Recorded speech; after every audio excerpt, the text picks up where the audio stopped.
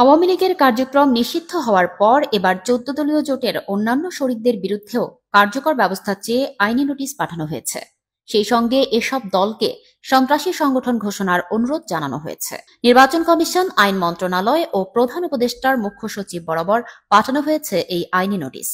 রোববার ১৮ মে লক্ষ্মীপুর জেলার বাসিন্দা ও জাতীয় নাগরিক পার্টির কর্মী হিসেবে পরিচিত হোসাইন মোহাম্মদ আনোয়ারের পক্ষে আইনজীবী সালাউদ্দিন রিগান এ নোটিশ পাঠান।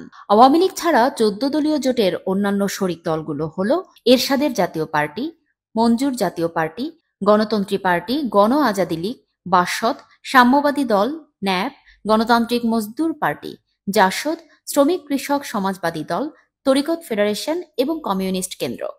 নোটিশে দাবি করা হয়েছে, এই দলগুলোর বিরুদ্ধেও যেন সন্ত্রাস বিরোধী আইন অনুযায়ী ব্যবস্থা নেওয়া হয়। এর আগে ১২ মে একটি প্রজ্ঞাপনে বাংলাদেশ আওয়ামী লীগের যাবতীয় কার্যক্রম নিষিদ্ধ ঘোষণা করে সরকার। প্রজ্ঞাপন অনুযায়ী ২০০৯ সাল থেকে ২০২৪ সালের ৫ আগস্ট পর্যন্ত দলটি ও তাদের অঙ্গ সহযোগী সংগঠনগুলোর বিরুদ্ধে গুম, খুন, নির্যাতন, ধর্ষণ সহ মানবতা বিরোধী অপরাধের অভিযোগ রয়েছে। বিশেষ করে ২০২৪ সালের জুলাই-আগস্টে ছাত্র জনতার গণ আন্দোলন দমন করতে গিয়ে ব্যাপক সহিংসতার অভিযোগ আনা হয়েছে আওয়ামী লীগের বিরুদ্ধে।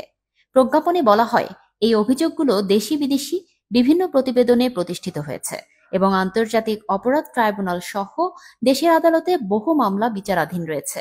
এছাড়া মিছিল, সভা সমাবেশ, অনলাইন প্রচার কিংবা সোশ্যাল মিডিয়ায় প্রচারণা চালানোতেও নিষেধাজ্ঞা জারি করা হয়েছে।